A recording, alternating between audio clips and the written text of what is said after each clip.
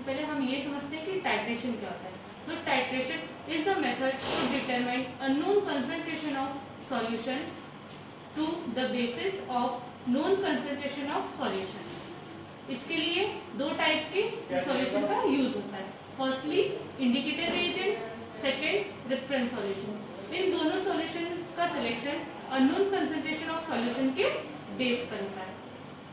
इसका हम एग्जांपल देते हैं Mv1HCl टाइट्रेशन। तो Mv1HCl की टाइट्रेशन के लिए जनरली हम फिनोक्सिलिन सॉल्यूशन को एज ए इंडिकेटर और 0.1 NaOH सॉल्यूशन को as a reference solution use करते हैं। इसका सेकंड एग्जांपल होता है कि अगर हम किसी सॉल्यूशन में आयोडीन के कंसंट्रेशन को नोन करते हैं तो उसके लिए हम स्टार सॉल्यूशन को एज ए इंडिकेटर यूज करते हैं और रेफरेंस सॉल्यूशन के लिए हम सोडियम थायोसल्फेट का यूज करते हैं। आइए हम पोटेंशियोमेट्री टाइट्रेशन क्या होता है ये समझते हैं।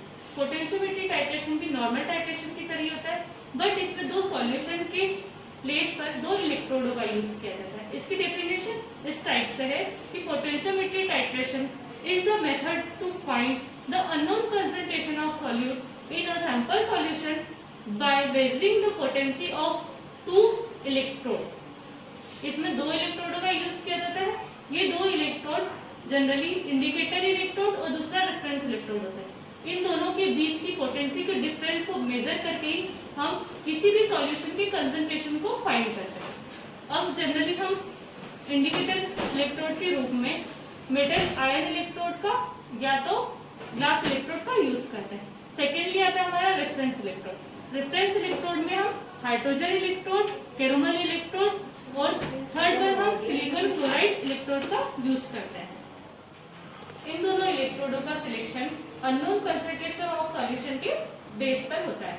सबसे फर्स्ट इस टाइप का टाइट्रेशन 1893 में रॉबर्ट बेहलेट ने दिया था। उन्होंने इस टाइट्रेशन में हैलाइड आयनों की कंसंट्रेशन को डिटरमाइन किया था। इसके लिए उन्होंने प्लेटिनम इलेक्ट्रोड और कैरोमल इलेक्ट्रोड का यूज किया तथा टाइट्रेट रिएजेंट के रूप में, टाइट्रेट सॉल्यूशन के रूप में उन्हें पोटेशियम परमैंगनेट का यूज किया। अब हम पोटेंशियोमेट्री टाइट्रेशन की मेनली प्रिंसिपल को समझते हैं कि इसका मेनली प्रिंसिपल क्या होता है। तो इसका मेनली प्रिंसिपल पोटेंसी में चेंज और पीएच में चेंजेस पर डिपेंड होता है, क्योंकि किसी भी सैंपल या सॉल्यूशन में पीएच में और पोटेंसी में सडनली चेंज होते हैं और बहुत कम टाइम में होते हैं। इसको समझने के लिए जनरली हम एक सेल लेते हैं। एक सेल में एक प्लस चार्ज और एक माइनस चार्ज के दो इलेक्ट्रोड्स होते हैं और जैसे ही हम इसमें इलेक्ट्रिसिटी प्रोवाइड करते हैं या इलेक्ट्रिसिटी देते हैं तो वैसे ही इसके आयनस के बीच की बॉन्डिंग क्या होती है, ब्रेक होती है और ये प्लस और माइनस दो मॉलिक्यूल्स में, ये दो आयंस में डिवाइड हो जाता है। प्लस आयन माइनस इलेक्ट्रोड की तरफ और माइनस आयन प्लस इलेक्ट्रोड की तरफ मूव ऑन करते हैं। इसी के बेस पे हमारा पोटेंशियोमीटर वर्क करता है। जैसे ही हम इसमें इलेक्ट्रिसिटी प्रोवाइड करते हैं वैसे ही इसमें एक इलेक्ट्रिकल फोर्स लगता है।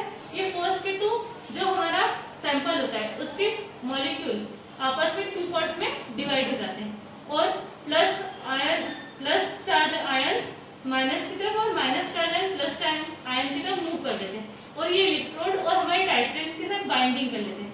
इनकी बाइंडिंग के फॉर्मेशन को ही देखकर हम इसके कंसंट्रेशन को नोन करते हैं। इनकी बाइंडिंग के कारण ही इसकी पोटेंसी में सडनली चेंजेस होते हैं। इनकी पोटेंसी को मेजर करने के लिए जनरली एक फॉर्मूला आता है, E cell equals to E indicator minus E reference plus E. यहाँ पे ई सेल जो होता है वो हमारी टोटल पोटेंसी को डिनोट करता है। हमारा अगला आता है ई इंडिकेटर। तो ई इंडिकेटर हमारे इंडिकेटर पे जो पोटेंसी है उसको शो करता है। अगला आता है हमारा ई रेफरेंस। तो ई रेफरेंस जो होता है वो हमारे रेफरेंस इलेक्ट्रोड पे पोटेंसी को शो करता है। और हमारा लास्ट वन होता है ई। ई हमारे सॉल्ट रिएक्शन को शो करता है। सॉल्ट रिएक्शन मींस जितने इलेक्ट्रॉन हमारे बाइंड होगा नहीं, ये आपस में बाइंडिंग फॉर्मेशन कर लिया, उन इलेक्ट्रॉनों की पोटेंसी को शो करता है। यही हमारा पोटेंसी कैलकुलेट करने का जनरल फॉर्मूला होता है। अब आइए हम इसकी मेनली प्रोसेस को समझते हैं कि इसकी प्रोसेस क्या होती है। ये हमारा इंस्ट्रूमेंट होता है। इसमें हम जनरली सबसे पहले हमारा सैंपल सॉल्यूशन प्रिपेयर करके हमारे सैंपल सॉल्यूशन बीकर में फिल करते हैं। देन हम इसमें इलेक्ट्रोड को डीप करते हैं। जैसे ही हम इलेक्ट्रोड को डीप करते हैं और हमारे इलेक्ट्रिसिटी प्रोवाइड करते हैं वैसे ही इसमें इलेक्ट्रिकल फोर्स लगना स्टार्ट हो जाता है। इलेक्ट्रिकल फोर्स लगने के साथ साथ इसमें हमारे मॉलिक्यूल एक प्लेस से दूसरी प्लेस पर मूव ऑन करने लग जाते हैं और और इनके अपने बॉन्डिंग फॉर्मेशन को ब्रेक करके न्यू बॉन्डिंग फॉर्मेशन मेक करने लग जाते हैं। इसी की बेस पर हम इसकी पोटेंसी कैलकुलेट कर लेते हैं। जैसे इसकी पोटेंसी में 50 से 100 या 100 से अबव यानी कि न्यूटन होने के बाद जितनी पोटेंसी में डिफरेंस आता है, जैसे ये सडनली बहुत मेजर या हायर रेंज में डिफरेंस शो करता है, वही हमारा एंड पॉइंट या फर्स्ट रिफ्लेक्शन पॉइंट होता है। अब हम हमारे इंस्ट्रूमेंट के बारे में और उसके पार्ट्स के बारे में जानते हैं। मेनली सबसे पहले ये होता है हमारी टाइट्रेन बॉटल, जिसके अंदर हम हमारा टाइट्रेन भरते हैं। दूसरे बार टाइट्रेन के बाद हमारी आती है ब्यूरेट। ये ब्यूरेट लगी है जिससे हमारा टाइट्रेन ब्यूरेट में आता है। इसमें हमारा एक पिस्टन लगा होता है जिसके थ्रू हमारा टाइट्रेन सॉल्यूशन हमारे सैंपल सॉल्यूशन आता है। ये होता है हमारा सैंपल कंटेनर, नीचे होता है हमारा स्टीरर और ये हमारे दो इलेक्ट्रोड, एक रेफरेंस इलेक्ट्रोड और एक होता है इंडिकेटर इलेक्ट्रोड, और ये हमारा डिस्प्ले सिस्टम जिससे हमारा रिजल्ट या रिफ्लेक्शन शो होता है। अब हम टाइप्स ऑफ पोटेंशियोमीटर टाइट्रेशन के बारे में जानते हैं। फर्स्टली ये 4 टाइप्स का होता है। सबसे पहले हमारा था acid base titration. Acid base titration में एसिड का टाइट्रेशन बेस से किया जाता है और बेस का टाइट्रेशन एसिड सॉल्यूशन से किया जाता है। सेकेंड आता है हमारा कॉम्प्लेक्सोमेट्रिक टाइट्रेशन। कॉम्प्लेक्सोमेट्रिक टाइट्रेशन में हम मेटल आयंस का डिटेक्शन करते हैं या मेटल आयंस की कंसंट्रेशन को डिटरमाइन करते हैं। अगला आता है हमारा प्रेसिपिटेट टाइट्रेशन। प्रेसिपिटेट टाइट्रेशन में प्रेसिपिटेट का फॉर्मेशन होता है। इसमें हम टाइट्रेट जब तक हमारे सैंपल सॉल्यूशन में डालते हैं जब तक कि उसमें प्रेसिपिटेट का फॉर्मेशन होना बंद नहीं हो जाता। अगला हमारा आता है पोलराइजिंग टाइट्रेशन। पोलराइजिंग टाइट्रेशन में हम ऑयल बेस्ड सब्सटेंस का टाइट्रेशन करते हैं। नेक्स्ट टाइट्रेशन आता है हमारा रेडॉक्स टाइट्रेशन। रेडॉक्स टाइट्रेशन हमने ये सबसे फर्स्ट टाइट्रेशन था जो कि किया गया था। ये टेरोमल और प्लेटिनम इलेक्ट्रोड के थ्रू हुआ था। इसमें हैलिड आयन का कंसंट्रेशन को डिटरमाइन किया था, क्योंकि हैलिड आयन जो थे वो एसिड बेस दोनों टाइप के नेचर को शो करता है। आइए अब हम पोटेंशियोमीटर के कैलिब्रेशन के बारे में जानते हैं कि पोटेंशियोमीटर का कैलिब्रेशन कैसे होता है। पोटेंशियोमीटर का कैलिब्रेशन 3 टाइप्स ऑफ पैरामीटर पर होता है। फर्स्ट होता है लीनियरिटी टेस्ट, सेकंड होता है ब्यूरेट कैलिब्रेशन, थर्ड वन होता है इलेक्ट्रोड कैलिब्रेशन। फर्स्टली हम लीनियरिटी कैलिब्रेशन या लीनियरिटी टेस्ट क्या होता है ये समझते हैं। तो इसके लिए हम पीएचपी पोटेशियम हाइड्रोजन पेटलेट को 105 डिग्री सेल्सियस पर 2 आवर्स के लिए ड्राई करते हैं। देन इसे 5 क्वांटिटीज में डिवाइड करते हैं। Firstly 0.1, 0.15, 0.2, 0.25 and last one is 0.3 and इसे हम डाइल्यूट करते हैं 50 ml of glacier acetic acid से। मिक्स करते हैं। मिक्स करने के बाद हम इसे 0.1 पर क्लोरिक एसिड से टाइट्रेट करते हैं। टाइट्रेट करने के बाद हम इसकी लीनियरिटी चेक करते हैं। इसकी लीनियरिटी 0.999 से कम नहीं होनी चाहिए। अब हम हमारे ब्यूरेट कैलिब्रेशन को जानते हैं। ब्यूरेट कैलिब्रेशन के लिए हम हमारे ब्यूरेट की हायर रेंज से 3 रेंजों को डिवाइड करते हैं। फर्स्टली हमारा 100%, सेकेंड हमारा 50%, थर्ड वन हमारा 10% होता है। हम हर वॉल्यूम की 3 क्वांटिटीज को मेजर करते हैं।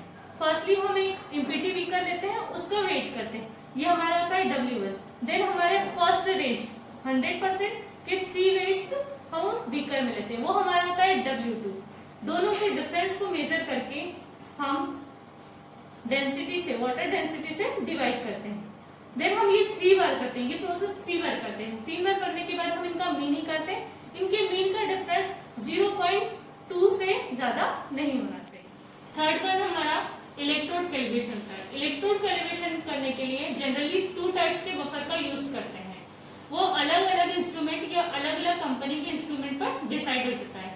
एग्जाम्पल 4.0, 7.0 टाइप के 2 टाइप के बफर से कैलिब्रेशन। तो 7.0 के बफर सबसे पहले हम हमारे ब्यूरेट में फिल करते हैं। देन टाइट्रेट करने के बाद हम हमारे उसकी पोटेंसी में डिफरेंस को मेजर करते हैं। इसका डिफरेंस जनरली 65 मिलीवोल्ट से ज्यादा नहीं होना चाहिए। सेकेंड, जब हम 4.0 pH के बफर से कैलिब्रेशन करते हैं तो इसका डिफरेंस 52.0 मिलीवोल्ट से ज्यादा में जानते हैं कि मेनली इसका यूज हम क्यों करते हैं। तो क्लिनिकल केमिस्ट्री में इसका यूज मेटल के एनालिसिस करने के लिए किया जाता है। दूसरा यूज हम देखेंगे कि वेस्ट वाटर होता है, और हमारा वेस्ट वाटर ये जनरल वाटर होता है, उसमें अगर अमोनिया या साइनाइड मटेरियल प्रेजेंट है तो उसकी प्रेजेंस को डिटरमाइन करने के लिए हम मेनली टाइट्रेशन का यूज करते हैं। सेकेंड वन आता है सॉइल में डिफरेंट टाइप के मेटल्स या आयंस होते हैं, इनको डिटरमाइन करने के लिए हम टाइट्रेशन का यूज करते हैं। अब हम हमारे पोटेंशियोमीटर टाइट्रेशन को या पोटेंशियोमीटर को यूज करते समय क्या क्या प्रिकॉशन लेना चाहिए वो समझना चाहिए। अगर हम सबसे पहले हमें ये डिटरमाइन करना चाहिए कि हमारा ब्यूरेट साफ और क्लीन होना चाहिए और ड्राई होना चाहिए।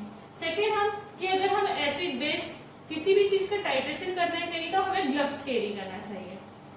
थर्ड वन है कि हमें ये मेजर करना चाहिए कि हमारा सॉल्यूशन प्रॉपरली डिसॉल्व है या नहीं, उसमें कोई प्रेसिपिटेट प्रेजेंट पहले से है या नहीं। थर्ड वन हमें ये डिटरमाइन करना चाहिए कि उसमें प्रॉपरली सॉल्यूशन फिल है या नहीं।